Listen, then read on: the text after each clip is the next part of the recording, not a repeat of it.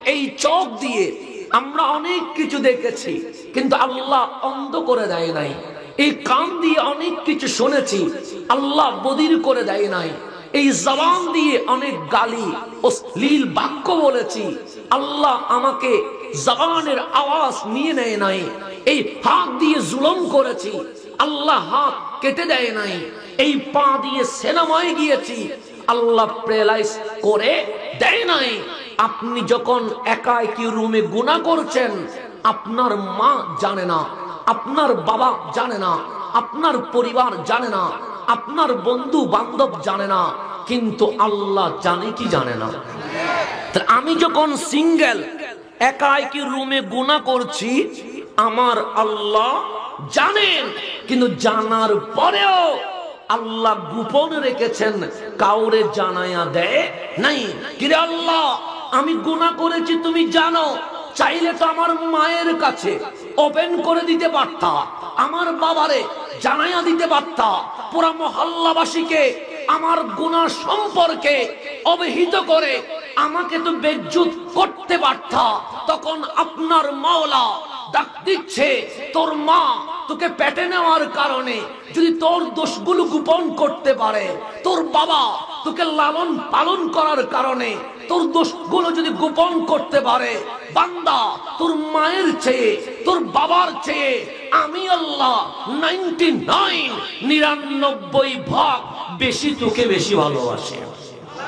তা আল্লাহ মায়ের চেয়েও বেশি ভালোবাসে, আল্লাহ বাবার চেয়েও বেশি ভালোবাসে। তা আল্লাহ গোপন ওপেন করলা না কেন? আল্লাহ বলে, বান্দা জানি তুই গোপনে গুনাহ করেছিস, কিন্তু আমি আল্লাহ ওপেন করি নাই। কেন জানিস? কারণ একদিন হয়তো তোর বুঝে আসবে, একদিন হয়তো তুই রহমানের দরজায় ফিরে আসবি, একদিন হয়তো চোখের পানি ছেড়ে দিয়ে মাওলার দরবারে মুনাজাত করবি। তুই বান্দা আসতে দেরি, আমি মাওলা তোর গুনাহ ক্ষমা করতে দেরি করব না। তাহলে আল্লাহ আমাকে ডাকছে, আল্লাহ আমাকে বারবার ডাকছে, আয় বান্দা গুনাহ ক্ষমা করে দিব, আয় বান্দা তোর যা লাগবে তা দিব, আয় বান্দা তোকে আমি জান্নাতের গ্যারান্টি ওয়ারেন্টি দিয়ে দিব। তো আজকের মাহফিল এটা 40তম, কয়তম? 40 মানে এটার গ্যারান্টি আছে, 40 মানে এটার ওয়ারেন্টি আছে। যেই জিনিসটা 40 বছর আবাদ তাকে মনে রাখবেন, সেই জিনিসটা কিয়ামত পর্যন্ত আবাদ থাকবে ইনশাআল্লাহ। কারণ 40 এটা স্থায়ী হয়, 40 এটা কিয়ামত পর্যন্ত চলমান থাকে। তো 40 বছর এলাকাবাসী স্থির থাকতে পারা, এটা আপনারা ধন্যবাদ পাওয়ার যোগ্য। কারণ 40 বছর করেছেন মানে, 40 বছর স্থায়ী থাকেছেন মানে আল্লাহ আপনাদেরকে কবুল করেছেন। এখন আসেন আমি আমার আলোচনা শুরু করেই দিচ্ছি, কারণ সময় অপচয় করা যাবে না। জমিনটা কার? আল্লাহ। আসমানটা কার? আল্লাহ। আমরা কার? আল্লাহর। আমার পিছনে আমার মায়ের কোনো হাত নাই, আপনার পিছনে আপনার বাবার কোনো হাত নাই। কেন? আমার আল্লাহ বলছে, জিজ্ঞেস কর আমাকে আমি কে। আমরা সবাই জিজ্ঞেস করলাম, মাওলা তুমি কে? আমার আল্লাহ উত্তর দেন, হুয়াল্লাযী ইউসাফিরুকুম ফিল আরহামি কাইফা ইয়াশা। তিনি সেই আল্লাহ যিনি তোর মায়ের পেটে তোকে 9 মাস 10 মাস 10 মাস 10 দিন রেখে চুল থেকে নখ পর্যন্ত সেই আল্লাহর পছন্দ মতো বানায়া তোর জমিনের মধ্যে পাঠিয়ে দিয়েছেন। তাহলে জমিনও আল্লাহর, আসমানও আমিও আল্লাহর। দিন শেষে আমাকে যেতে হবে কার কাছে? সেই জন্য পালানোর কোনো সুযোগ নাই। একটা জিনিস মনে করে কখনো ভেবে দেখেছেন, আসমান আল্লাহ বানাতে সময় নেয় নাই, জমিন বানাতে আল্লাহ সময় নেয় নাই, সূর্য বানাতে আল্লাহ সময় নেয় নাই, চাঁদ বানাতে আল্লাহ সময় নেয় নাই। যদি জিজ্ঞেস করেন মাওলা একটা বিল্ডিং করতে 4-5 বছর লেগে যায়, একটা রাস্তা করতে 3-4 বছর চলে যায়, একটা ব্রিজ করতে 10-12 বছর চলে যায়। মাওলা তুমি জমিন কয়দিনে বানিয়েছো, তুমি আসমান কয়দিনে বানিয়েছো, তুমি এই সূর্য চাঁদ তারকারাজি গ্রহ উপগ্রহ গ্যালাক্সি কয়দিনে বানিয়েছো। আল্লাহ বলে বিল্ডিং করতে তোদের হয়তোবা 10-12 বছর লেগে গেছে, ব্রিজ করতে তোদের হয়তোবা 20 বছর লেগে গেছে, কিন্তু কোরআন খুলে দেয় আসমান জমিন নিচে এবং উপরে যা আছে তা বানাইতে আমি আল্লাহ সময় নেই নাই, জাস্ট বলেছি কোন হয়ে যা, ফায়াকুন অটোমেটিক হয়ে গেছে। তাহলে জমিন বানাইতে আল্লাহর কি কোনো সময় লেগেছে? আসমান বানাইতে সময় লেগেছে, সূর্য বানাইতে লাগে নাই, কিন্তু আপনারে বানাইতে সময় লাগছে। আপনারে কোন ফায়াকুন দিয়ে বানাই নাই। আল্লাহ যদি আলমে আরওয়াতে আমার যদি বলতেন হাসান দুনিয়াতে যা, আমি ডাইরেক্ট বাবা আদমের মতো চলে আসতে পারতাম। আল্লাহ যদি আপনাকে বলতেন এই আব্দুল্লাহ দুনিয়াতে চলে যা, মায়ের দরকার ছিল না, বাবার দরকার ছিল না। যেই আদম আলাইহিস সালামকে আল্লাহ মা ছাড়া বানাইতে পারে, বাবা ছাড়া বানাইতে পারে, সেই আল্লাহ আপনাকে আমাকে মা বাবা ছাড়া বানাইতে পারে কি পারে না? পারে। কিন্তু সেই আল্লাহ কত কাহিনী করলেন, আমাকে আপনাকে আলমে আরওয়া রু নামক বিশ্বে রাখলেন। 1000 বছর, কোটি বছর, লাখ বছর রোকে রেখে দিলেন। আমার আপনার মা বাবার বিয়ে হলো, সংসার হলো, ভালোবাসা হলো।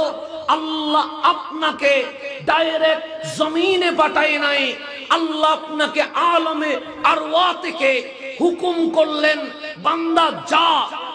আপনি কোনদিন ভেবে দেখেছেন মুসলমানের এই ছোট ছোট বাচ্চা আল কোরআন মুখস্থ করতে পারে, হাফেজে কোরআন হয়ে যায়? কোন হিন্দুর ছেলে গীতা মুখস্থ করতে পেরেছে? কোন বৌদ্ধের ছেলে ত্রিপিটক মুখস্থ করতে পেরেছে? কোন খ্রিস্টানের ছেলে বাইবেল নিউ টেস্টিমেন্ট মুখস্থ করতে পেরেছে? পারে নাই।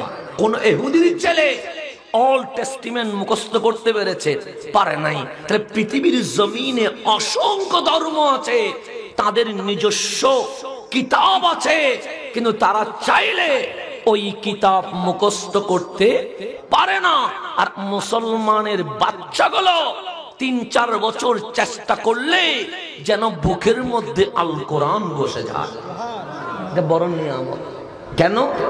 ইসলাম যে হক, ইসলাম যে সত্য, ইসলামের যে কোনো সন্দেহ নাই, এটার প্রমাণ আল্লাহ বলে দেয়। হিন্দুর ছেলে গীতা মুখস্থ করতে পারে না, বৌদ্ধের ছেলে ত্রিপিটক মুখস্থ করতে পারে না, খ্রিস্টানের ছেলে বাইবেল ওল্ড নিউ টেস্টিমেন্ট মুখস্থ করতে পারে না, ইহুদির ছেলে ওল্ড টেস্টিমেন্ট মুখস্থ করতে পারে না, কিন্তু ইসলাম হক বলে মুসলমানের সন্তান চেষ্টা করলেই আল কোরআন মুখস্থ করতে পারে। এটা আল্লাহর পক্ষ থেকে একটা নিয়ামত। শুধু দুনিয়াতে নিয়ামত না, তাদের বুকে তো কোরআন আছে, তাদের মা বাবার নাজাতের ওসিলা হয়ে গেছে।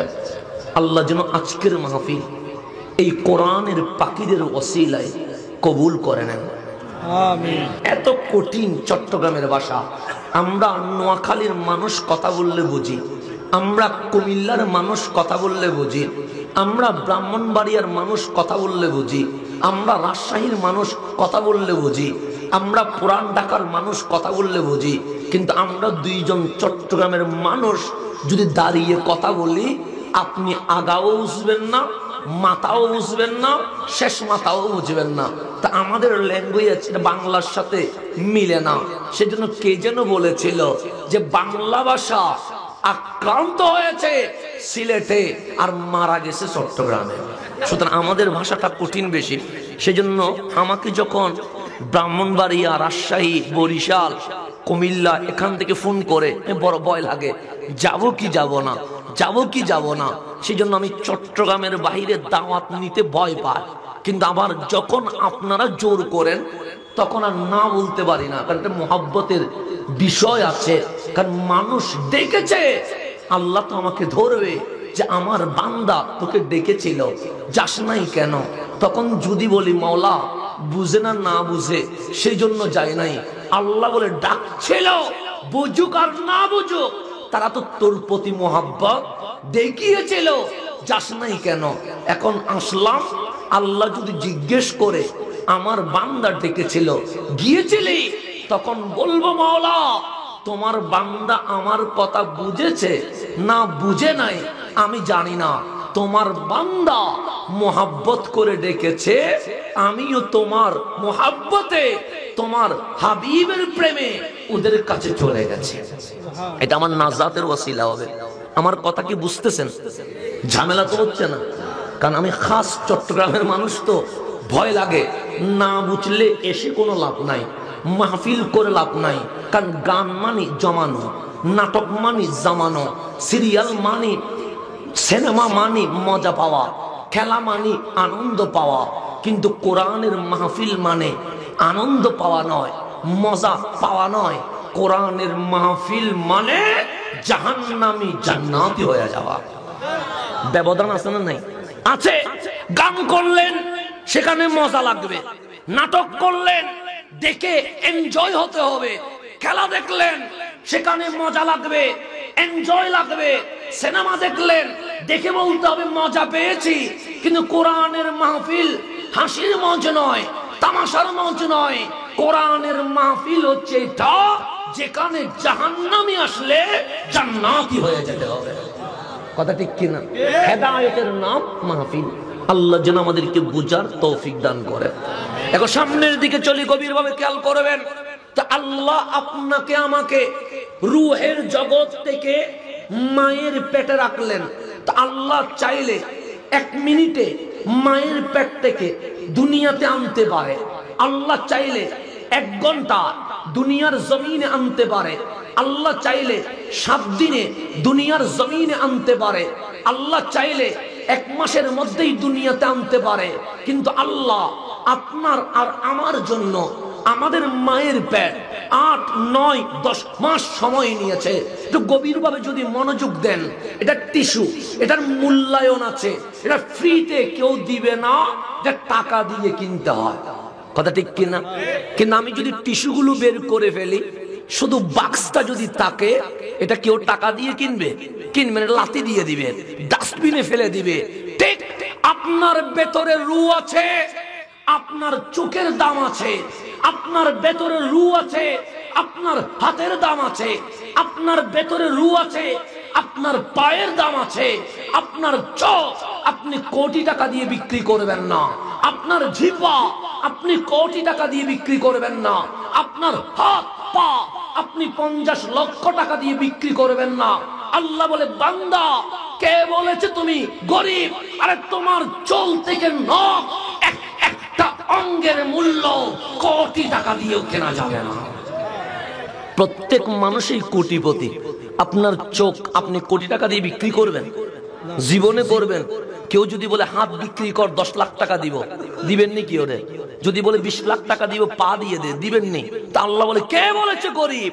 আমি তোর মগজ থেকে শুরু করে পায়ের নখ যতটুকু বানিয়েছি, একটা অঙ্গ কোটি টাকা দিয়ে কখনো কেনা যাবে? এই বডির মূল্য আছে কতদিন? রূহ আছে যতদিন।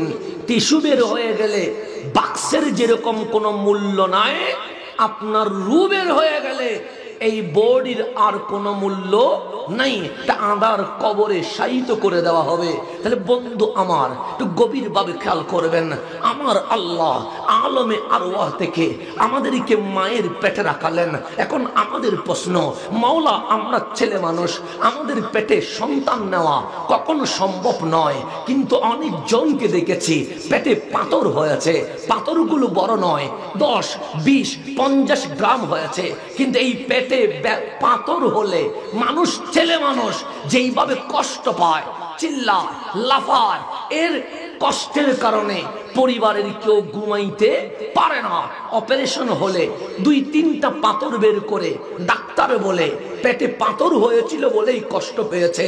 সামান্য 10 গ্রাম, 20 গ্রাম 50 গ্রাম পাথর পেটে রাখা যায় না, কিন্তু আমরা 1, 1.5, 2 কেজি জীবন্ত মানুষ আমাদের মায়ের পেটে রয়ে গেছি।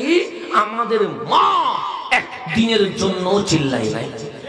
কথা ঠিক না?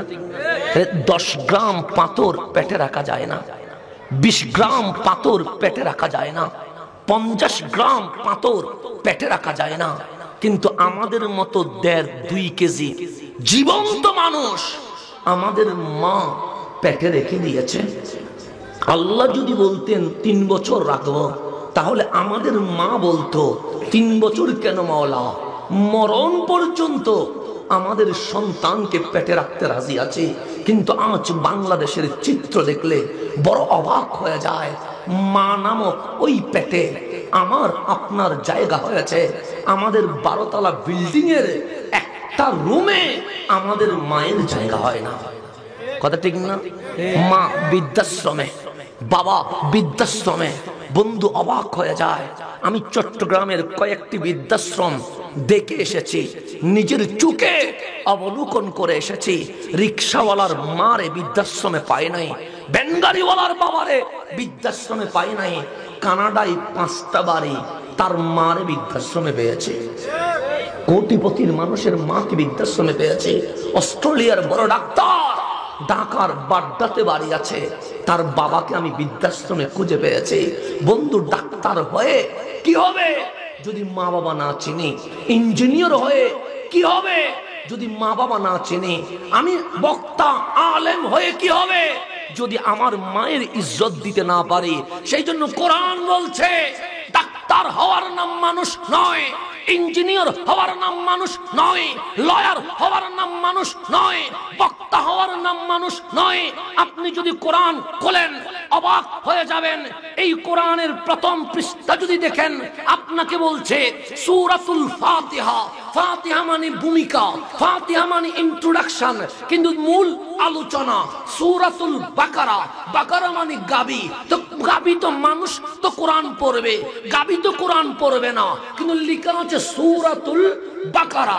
বাকারা মানে গাবি। তো গাবি কোরআন দিয়ে কি করবে? কারণ গাবির কথা কোরআনে আছে। তাই বলে আপনি গবাদি পশু গাবিকে কি কোরআন দিয়ে আসবেন? কোরআন কি গাবি পড়তে পারে? কিন্তু আল্লাহ প্রথমেই বলছে সূরাতুল বাকারা। বাকারা মানে কি? গাবি। আল্লাহ গাবি কি করবে? কোরআন তো পড়বে মানুষে, তুমি বাকারা বললা কেন? আল্লাহ বলে বুঝিস নাই? আমি বললাম বুঝি নাই। তখন আল্লাহ ডাক দিয়ে বলছে জমিনটা কার? আমি বললাম তোমার। আসমানটা কার? আমি বললাম তোমার। তুমিটা কার? আমি বললাম তোমার। তা আমার বান্দা আমার জমিনে যাচ্ছে কোথায়?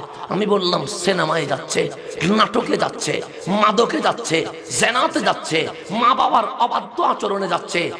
পুরা পৃথিবী অশান্তি হয়ে আছে, জুলম, অত্যাচার, মারামারি, হানাহানিতে লিপ্ত হয়ে আছে। আল্লাহ বলে তারে কি মানুষ বলে? আরে উপরে মানুষ, ভেতরে পুরাটাই অমানুষ। ভেতরে পুরাটাই কথা ঠিক কিনা? আপনাকে আরো বুঝালে আপনি বুঝবেন। আমি একটু সামান্য করে বোঝাই, আমার কথা বুঝতেছেন তো? আমাদের মসজিদে মাঝে মাঝে জুতা চুরি হয়, কথা ঠিক? জুতা চুররে আমরা পাইলে, যে জীবনে একটা ঘুষি মারে নাই সেও 2টা ঘুষি মারে, কথা ঠিক কিনা? দৌড়ে ফিটানোতে কোনো কমতি আছে নি? কিন্তু জুতা চুরি করে ওই চুরিকৃত জুতা বিক্রি করলে কয় টাকা পায়? 200 টাকা, 300 টাকা। এই 200-300 টাকা দিয়ে কারো কিছু হয়? তাহলে যে জুতা চুরি করেছে নিশ্চয় সে অভাবে পড়েই চুরি করেছে, কথা ঠিক কিনা?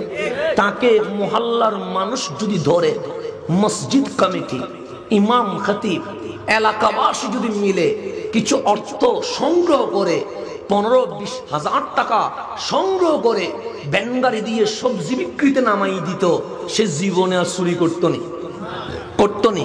কিন্তু আমরা জুতা চুর পাইলে এমন মাইদি, জীবনে যে ঘুষি দেয় নাই সেও 2টা মারি দেখে, কথা ঠিক না?